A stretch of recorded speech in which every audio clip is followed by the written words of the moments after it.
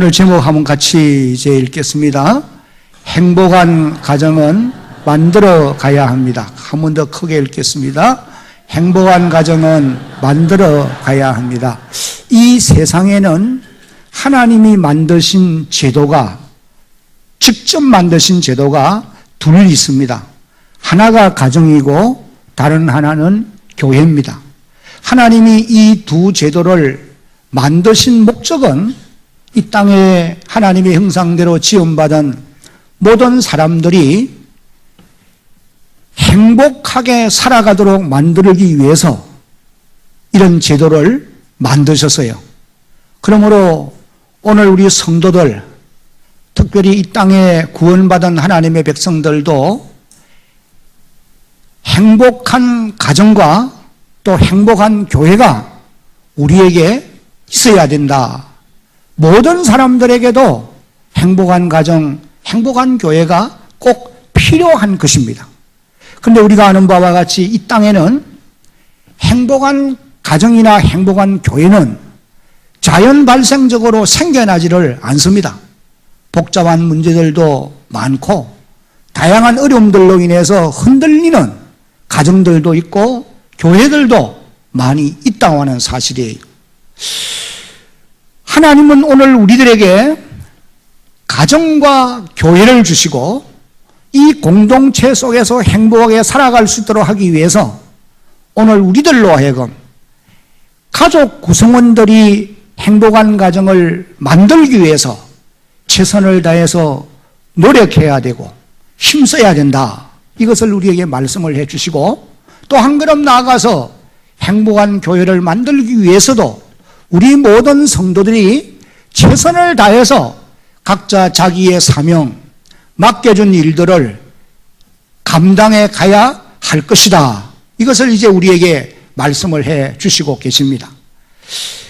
저는 오늘 이 말씀을 듣는 저와 여러분 모두가 하나님이 우리에게 주신 가정을 행복한 가정으로 만들어 가려고 노력하시는 그런 여러분들이 되어지기를 먼저 예수님의 이름으로 당부드립니다. 크게 아멘. 오늘 우리가 읽은 이 본문의 말씀은 사도 바울이 에베소 교회에 편지하면서 가정을 이루는 요소 가운데 가장 중요하고 가장 기본 단위가 되는 아내와 남편의 관계에 있어서 각자 책임과 의무를 이제 말씀을 하시고 계시는 것입니다. 그래서 이 말씀을 기초로 해서 오늘 우리 모든 성도들은 이 땅에 하나님 주신 가정을 행복한 가정으로 만들어서 복되게 남은 세월을 살아가는 그런 주의 백성들이 되어야 할 줄로 믿습니다. 첫째는 한번 같이 이제 읽어봅니다. 시작. 하나님은 아내들에게 그 책임과 의무를 말씀하셨어요. 먼저 말씀하셨다고 하는 것을 우리가 기억할 필요가 있겠습니다. 왜냐하면 하나님은 철저히 질서의 하나님입니다. 먼저의 아내들에게 이와 같이 하라. 그렇게 말씀을 하시고 계세요. 이제 22절로 24절까지의 말씀을 다시 한번 읽어봅니다. 아내들이여 자기 남편에게 복종하기를 누구에게 하더라? 주께 하더라. 23절 다 같이 이는 남편이 아내의 머리됨이 그리스도께서 교회의 머리됨과 같음이니 그가 바로 몸의 구주시니라.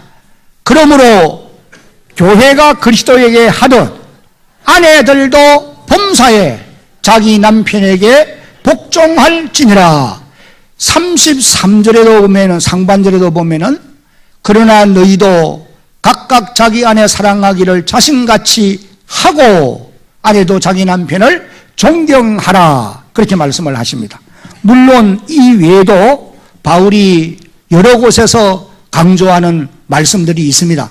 골로새 3장 18절 함께 소리내서 읽겠습니다. 아내들아 남편에게 복종하라. 이는 주 안에서 마땅하니라. 당연한 일이다. 그런 말씀이에요.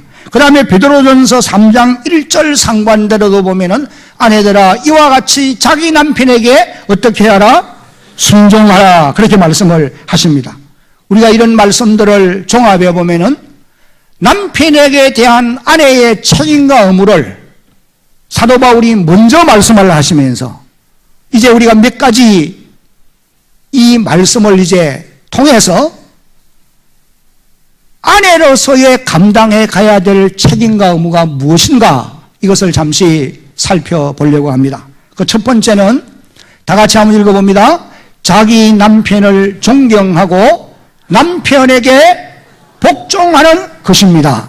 여자분들이 크게 안 읽어요, 내 보니까. 큰 소리로 읽겠습니다. 시작. 자기 남편을 존경하고 그 남편에게 복종하는 것이다. 조금 전에 읽은 22절에 아내들이여 자기 남편에게 복종하기를 죽게 하듯 하라 그렇게 말씀을 합니다. 이 복종하라 그러니까 별로 기분이 안 좋은 것 같아요. 그러나 여러분 이 말씀은 하나님의 말씀인 줄로 믿으시기 바랍니다. 하나님이 어떤 의도에서 이 말씀을 하실까? 우리가 생각하는 의도로 이렇게 말씀하는 건 아니에요. 우리는 남존여비 사상, 남자는 우월하고 여자는 열등하다. 물론 우리 한국 사회도 옛날에 그랬습니다마는 사실 여자분들을 그렇게 귀하게 여기지 않았잖아요. 성경이 기록될 당시에는 여자분들은 숫자에도 치지 않아요. 그렇게 이제 업신여기던 그런 모습들이 있습니다. 그러나 갈라디아 3장 28절을 읽어보면은 사도 바울이 우리에게 분명히 말씀하시기를 너희는 유대인이나 헬라인이나 종이나 자유인이나 남자나 여자나 그리스도 예수 안에서 하나이니라 평등하다 이걸 강조합니다. 그렇습니다. 그리스도 예수 안에서는 남녀노소 빈부귀천을 막론하고 인종에 관계없이 평등합니다. 다 하나님의 자녀예요. 그렇기 때문에 성경이 아내들에게 남편에게 복종하라 이 말은 남존여비 사상이나 여자의 열등한 의식에서 그렇게 하는 말씀이 아니라는 거예요. 그러면 왜 아내는 자기 남편을 존경하고 남편에게 복종해야 되느냐? 오늘 이 말씀들은 제가 결혼주례를 하면서 늘 하는 얘기예요. 그런데 결혼주례 할 때는 보니까 전부 근성으로밖에 안 들어요. 예. 딱 돌아서면은 다 잊어버립니다. 잘 안 듣고 그리고 또. 그러나 오늘 여러분들은 이 자리에서는 경청해야 합니다. 왜? 하나님이 내게 주신 가정을 행복하게 만들기 위해서는 반드시 말씀을 경청해야 되는 거예요. 몇 가지 이유를 살펴보면은 그 첫 번째 이유는 같이 읽어봅니다. 시작. 그리스도가 교회의 머리됨과 같이 하나님께서 남편을 아내의 머리로 정하셨기 때문입니다. 23절을 읽어보면은 이는 남편이 아내의 머리됨이 그리스도께서 교회의 머리됨과 같이 그가 바로 몸의 구주시니라. 하나님의 창조의 질서에 입각해서 그리스도가 교회의 머리임과 같이 하나님이 남편을 아내의 머리로 삼으셨다. 이건 바꿀 수가 없습니다. 천지가 바뀌어도 하나님의 말씀은 바꿀 수가 없어요. 이게 하나님이 창조한 창조의 질서라는 것입니다. 마치 교회가 머리 대신 그리스도의 근위에 순종하는 것처럼 아내들도 남편을 존귀하게 생각하고 그리고 남편에게 복종하는 이것이 하나님이 하시는 말씀인 것입니다. 특별히 33절 마지막 부분을 보면은 이렇게 기록되어 있죠. 33절 마지막에 아내도 자기 남편을 어떻게 하라? 존경하라. 여기 이 존경하라는 말을 옛날 개역 성경에서는 경외하라 그렇게 번역이 되었댔습니다. 경외하라는 말이 좀 더 강도가 높다고 보시면 돼요. 왜? 하나님을 섬길 때에 우리는 하나님을 경외한다. 두렵고 떨리는 마음으로 섬긴다. 그런 의미예요. 그런데 이번 번역에서는 존경하라는 말로 바꾸고 있는 것을 보게 됩니다. 여러분, 이것은 교회가 그리스도를 경외하는 마음으로 대하는 것처럼 아내도 남편에게 우러나오는 마음으로, 근성으로 말고 자기 남편을 정말 존경하는 마음으로, 남편에게 순종하는 자세로 그렇게 대해야 된다. 지금 이것을 말씀을 하시고 계세요. 그 유대인의 탈무드에 나오는 얘기를 우리 교우들에게 제가 언젠가 한번 했습니다. 들어도 알아도 모른 척하고 들으세요. 노인대학에서는 늘 제가 그렇게 가르쳐요. 그 목사님 한 것 또 하네. 그러지 마시고, 유대인의 탈무드에 보면은 적군의 군대가 한 마을을 포위했어요. 그리고는 이제 적장이 큰 소리로 외치기를, 마을에 있는 남자들은 다 항복하고 나와서 전쟁에 참여하고 부인들은 각자 자기 집에 있는 보물 하나씩을 가지고 빨리 마을을 빠져나가라. 그런 명령이. 그러니까 이제 부인들이 자기 집에 있는 보물을 다 챙겨가지고 나가는 거예요. 어떤 사람은 뭐 금을 가지고 갈 수도 있겠고, 뭐 하여간 다양한 자기가 생각하는 귀중한 걸 가지고 나가는 거예요. 근데 한 자그마한 여인이, 키도 크지 않은 부인이 큰 보따리를 끙끙거리면서 끌다가 지다가 그렇게 가고 있는 거예요. 그 적장이 뭘 담아가는지를 풀어보라 그런 거예요. 보니까 그 속에는 한 남자가 있거든요. 그래 적장이 호통을 칩니다. 내가 보물을 가져가라 그랬지 사람을 가져가라 그랬느냐. 그러니까 이 여인이 지혜롭게 대답하기를, 제게는 가장 귀한 보물이 이 남편입니다.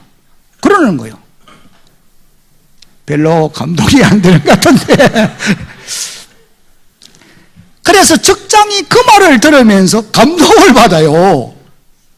이런 부인이 있나.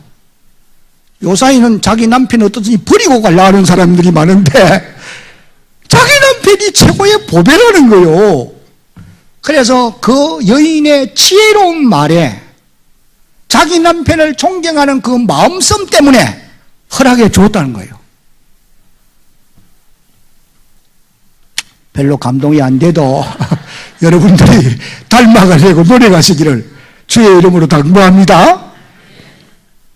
아멘 안 한 여인 부인들은 좀 문제가 있어요. 그 다음에 이제 자기 남편을 존경하고 순복해야 될 이유가, 두 번째 이유가 무엇이냐? 남편을 행복하게 하기 위함이다. 그렇게 말씀을 합니다. 어떤 심리학자가 연구하니까 바깥에 나가서 세도를 부리는 남성이라 할지라도 자기 집에 들어와서 자기 아내로부터 진정한 존경을 받지 못하면 그 남편은 절대로 행복하지 못하다. 그 말을 했어요. 옳은 말이에요, 여러분. 바깥에 나가서 큰 소리 뻥뻥 치고 세도를 부려도 자기 집에 들어와서 아내가 남편을 존경하게 생각지 않으면 그 남편은 항상 행복하지 않습니다. 그러니까 남편들이 자기 집에서 자기 아내가 존경하기를 원한다는 거예요. 그렇지 않는 남자가 있는지 한번 물어보세요. 근데 여러분 한번 생각해 보세요. 아니 뭐 집안에서 아무리 존경한들 뭘 해요? 바깥에 나가서 항상 이 터지고 저리 터지면 별로 좋은 거 아니고 바깥에 나가서 세도를 부릴 수 있으면 얼마나 좋겠어요. 그런데 진정한 행복은 그게 아니라는 거예요. 자기 집에 들어왔을 때에 아내가 존경하고 남편을 순복하는, 그럴 때 이제 행복하게 되어 있다는 거예요. 그래서 남편을 행복하게 하기 위해서 아내 된 분들은 순종하고 존경해야 된다 라고 말할 수가 있는 겁니다. 그 다음에 이제 세 번째 이유는 믿지 않는 남편을 구원하기 위함이다.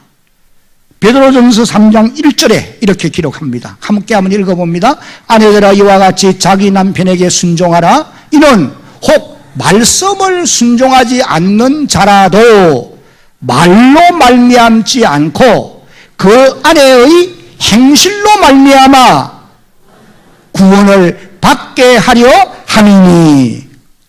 여러분, 이런 이유들로 인해서 아내는 남편에게 남편을 존경하고 남편에게 복종하는 것이 아내의 책임과 의무라. 그렇게 이제 말씀을 하셨습니다. 그 다음에 이제 두 번째, 남편에게 대한 아내의 책임과 의무는 자기 남편을 뭐 하는 것이라고요?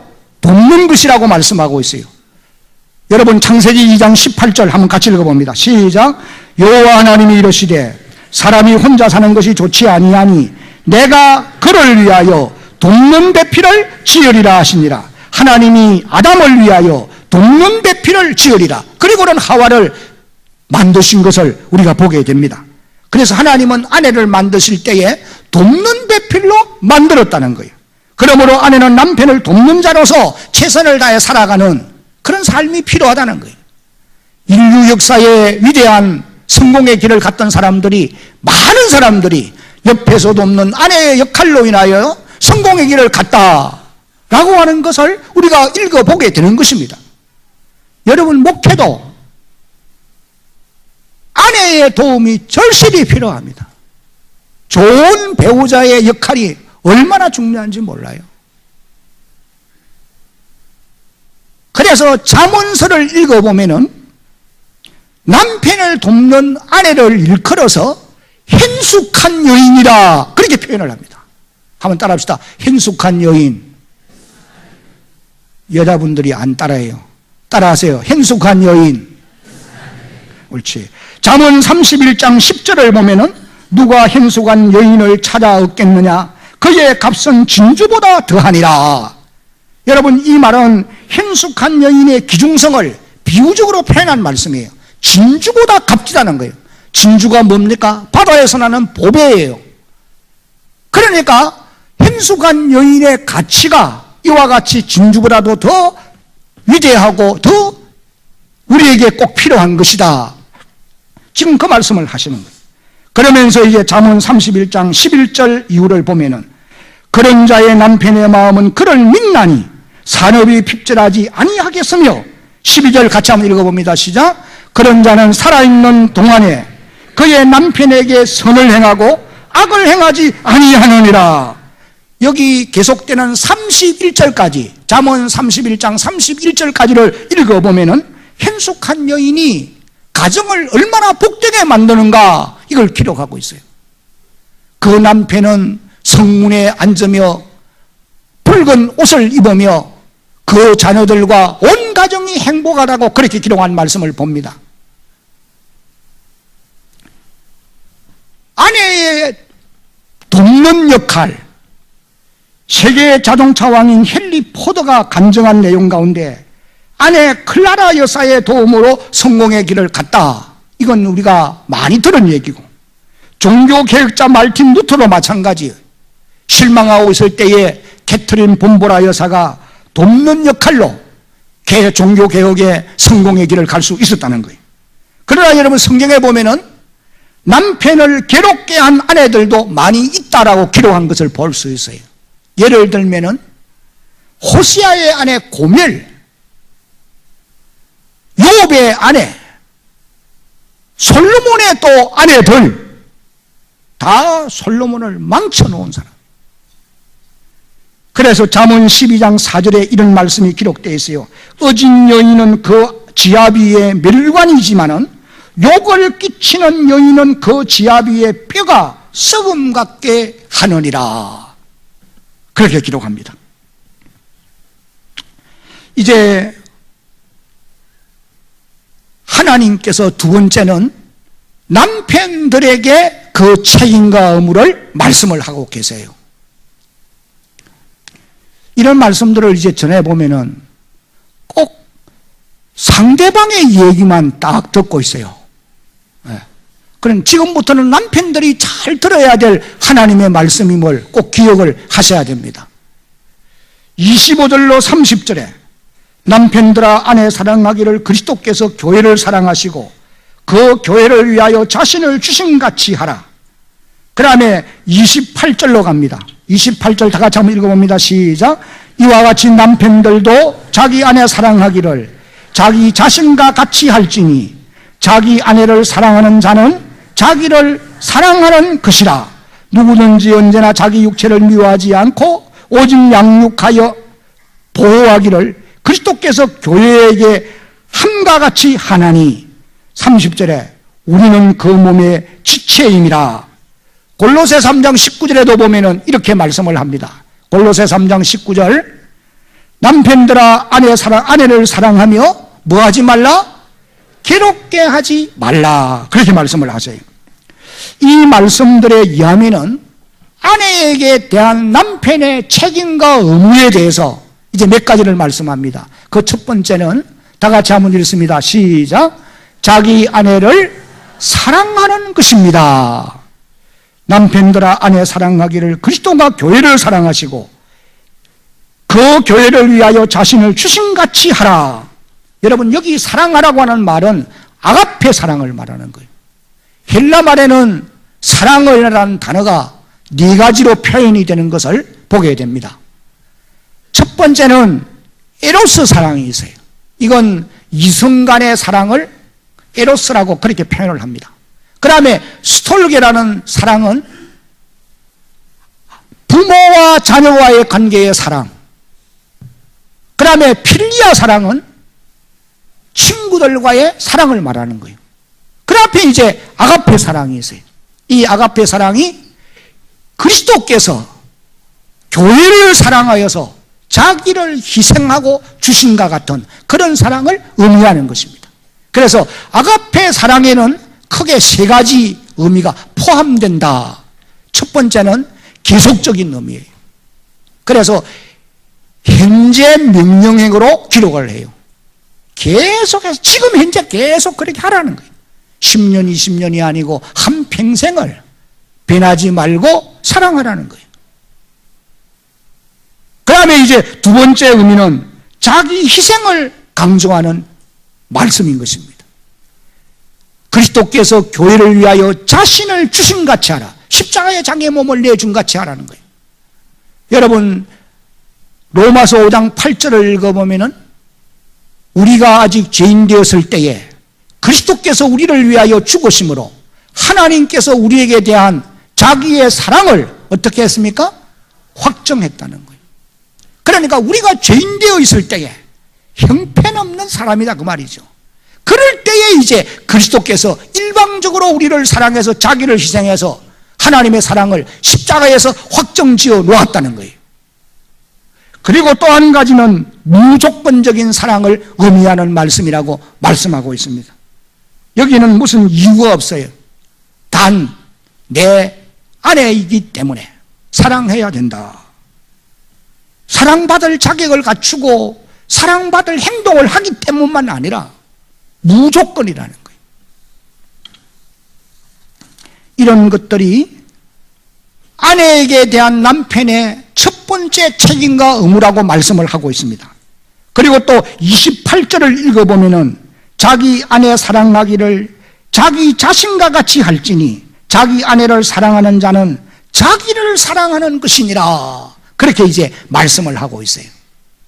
왜 아내를 사랑하는 것이 자기를 사랑하는 것이냐? 자기에게는 희생인데. 여러분 창세기 2장 24절을 읽어보면은 아내와 남편은 한 몸이라고 그랬어요. 그리고 조금 전에 우리가 읽었던 오늘 이 말씀 가운데서 31절 말씀에서도 한 몸이라고 말씀을 하고 있어요. 그러니까 아내를 사랑하는 것은 자기를 사랑하는 거고 또 아내가 남편을 사랑하는 것도 자기를 사랑하는 것이 된다. 그렇게 이제 말씀을 하시고 계십니다. 그 다음에 이제 두 번째 아내에게 대한 남편의 책임과 의무는 자기 아내를 어떻게 하는 것이다? 귀하게 여겨야 합니다. 베드로전서 3장 7절을 소리내서 읽겠습니다. 시작. 남편 된 자들아 이와 같이 지식을 따라 너의 아내와 동거하고 그를 더 연약한 그릇이요 또 생명의 은혜를 함께 이어받을 자로 알아. 귀히 여기라. 이는 너의 기도가 막히지 아니하게 하려 함이라. 여기 귀히 여기라, 가치 있게 여기라는 거예요. 토마스 풀르라고 하는 사람이 한 말이 아주 인상적이고 우리가 기억할 필요가 있겠다 싶어서 여러분들에게 알려드립니다. 한번 같이 읽어봅니다. 시작.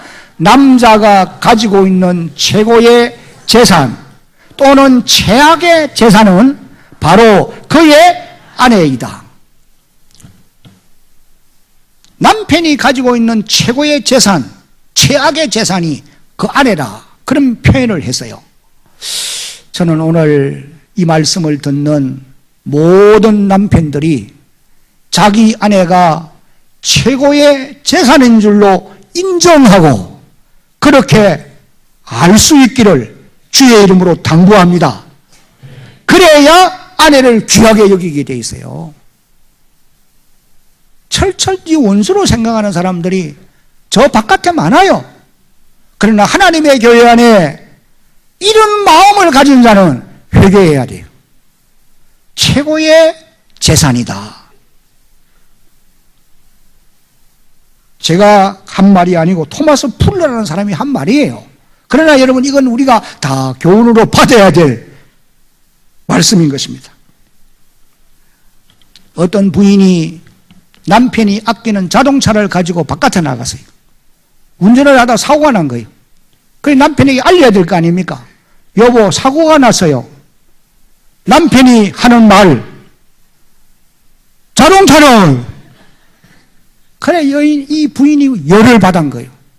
자동차가 아무리 귀하지만은 사람이 더 귀한 거 아니에요. 예. 자동차는 고장나면 고치면 되고 부닥치면 수리하면 돼요. 사람은 다쳐놓으면은 치료하는 게 얼마나 힘든 거 아세요? 무엇을 귀하게 여겨야 될지 바로 알아야 된다는 겁니다. 어떤 분이 마지막까지 내 곁에 남는 사람이라는 제목으로 SNS에 글을 올린 게 있어요. 제가 그 노인들 이제 어른들에게 이 노인대학 하면서 이제 사용하기 위해서 그런 이제 그 유머를 많이 찾아봅니다. 그러니까 거기에 이 한 분이 마지막까지 내 곁에 남는 사람, 그런 글로 이제 제목으로 올린 글 속에 거기에 보면은 세월이 가면은 내 가까이에 있는 친구도 떠나가고 이웃도 떠나가고 또 나를 알고 있는 사람들이 다 내 곁을 떠날 수 있다. 심지어 자녀들까지도 내 곁을 떠나갈 수 있다. 그러나 끝까지 내 옆에 남아서 나를 챙겨줄 사람은 아내와 남편이다. 그렇게 기록을 하고 있어요. 그러므로 남편은 자기 아내를 소중하게 여겨야 되고 아내도 자기 남편을 귀하게 여겨야 된다. 그렇게 이제 기록을 한 것을 보았습니다. 그래서 그분이 하는 말이 아내와 남편이 서로를 향해 부를 때에 여보 당신이다 그렇게 부른다는 거예요. 제가 이 말은 여러분들에게 전에도 해드렸는데 여러분이 다 잊어버린 걸로 생각하고 다시 알려드리는 거예요. 이제 한번 띄워보겠습니다. 여보란 말은 뭐가 같다? 당신은 보배와 같다. 이 여자는 같을 여자예요. 같을 여자. 그 여보란 말을 할 때 여자 여자를 쓰는 게 아니고, 여자 여자는 꼭 계집 여자입니다. 그렇게 쓰는 게 아니고 같을요 보배 보자를 쓴다는 거예요. 그래, 당신은 보배와 같다. 그 지금부터 그렇게 부를 때 꼭 그런 마음을 가지고 한번 불러보면 어떨까 생각돼요. 그 다음에 또 당신이란 말은 뭐가 같다? 그 다음에 마누라는 마주보고 누워라. 그 다음에 옆에내는 옆에 인내에서 온 말이다. 그렇게 이제 기록한 것을 보았어요. 그래서 여보란 말, 당신이란 말이 당신은 보배입니다. 보배와 같습니다. 그런 뜻이라는 거거든요. 그래서 부부는 서로에게 가장 귀한 보배요 끝까지 함께 가는 사람인 것을 깨달아 알고 아내를 귀하게 여기는 그런 남편이 자기의 책임과 의무를 감당하는 그런 사람이다. 여러분, 그런 가정은 행복하게 되어 있습니다. 전도서 9장 9절을 소리내서 같이 읽겠습니다. 시작. 내 헛된 평생의 모든 날 곧 하나님이 해 아래에서 네게 주신 모든 헛된 날에 네가 사랑하는 아내와 함께 즐겁게 살지어다. 그것이 네가 평생에 해 아래에서 수고하고 얻은 내 몫이니라. 옛날 성경에서는 내 분복이라 그렇게 말했어. 하나님이 내게 정해준 복이다. 그런 이제 말씀인 것입니다. 왜 아내를 귀하게 여겨야 되느냐? 성경은 그 이유를 여러 가지로 말합니다. 아내는 하나님의 주신 선물이기 때문이라고 강조하고 있어요. 잠언 19장 14절을 보면은 집과 재물은 조상에게서 상속하거니와 슬기로운 아내는 여호와께로서 만미암노니라. 또 아내는 더 연약한 그릇이기 때문에 귀하게 여겨야 된다는 거예요. 이것이 베드로전서 3장 7절에 아내는 더 연약한 그릇이니 그랬어요. 남편은 연약한 그릇이고 아내는 더 연약한 그릇이라는 거예요. 사실 그렇습니다. 여자분들이 남자보다는 상처도 더 많이 받고 몸도 빨리 힘들고 시들어가고 여러 가지 면에서 더 연약한 그릇이에요. 그래서 귀히 여겨라 그렇게 말씀을 하시고 계십니다. 그 다음에 또 한 가지 이유는 기도가 안 막히기 위해서는 귀히 여겨야 된다는 거예요. 베드로전서 3장 7절 마지막 부분을 읽어보면은 이는 너의 기도가 막히지 아니하게 하려 함이라 그렇게 말씀을 하시고 계십니다. 여러분, 기도를 아무리 많이 하는 사람도 집에서 싸우고 교회 와서 기도해 보세요. 기도가 되는가?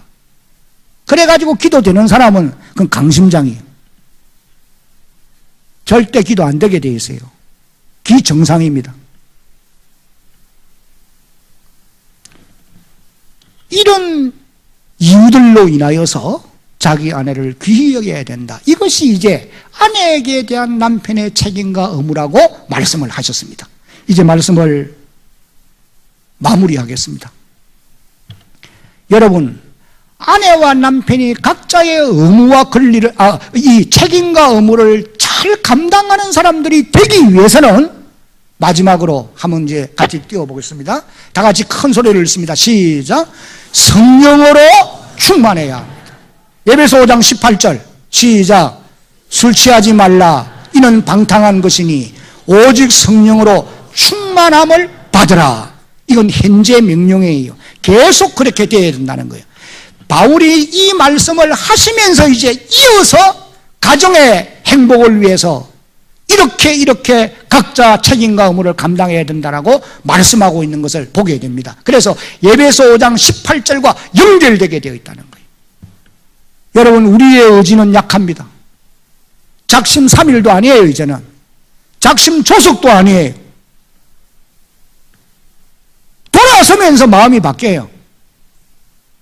내가 이제는 행복한 가정을 만들기 위해서 남편으로서 아내로서 책임과 의무를 잘 감당해야지 결심했습니다. 순간 돌아서면서 더 큰 소리 치는 경우가 많아요. 왜? 우리의 연약성 때문에 그렇다는 거예요. 그러나 여러분, 성령으로 충만하게 되면 성령 하나님이 능력을, 권능을, 힘을 더하여 주실 줄로 믿으시기를 바랍니다. 하나님의 말씀을 순종할 수 있는 힘과 능력을 성령님이 주신다, 그 말씀이에요. 성령은 성경을 기록한 저자입니다. 하나님의 기록된 말씀을 순종하려고 하는 사람들에게는 성령 하나님이 도우시는 줄로 여러분 믿으시기를 바랍니다. 이제 말씀을 맺겠습니다. 우리 대한교회 모든 성도들의 가정들이 행복한 가정을 이루어 살기 위해서 각자 자신의 책임과 의무를 감당해 갈 때 주께서 도우실 줄로 여러분 믿으시기를 바랍니다.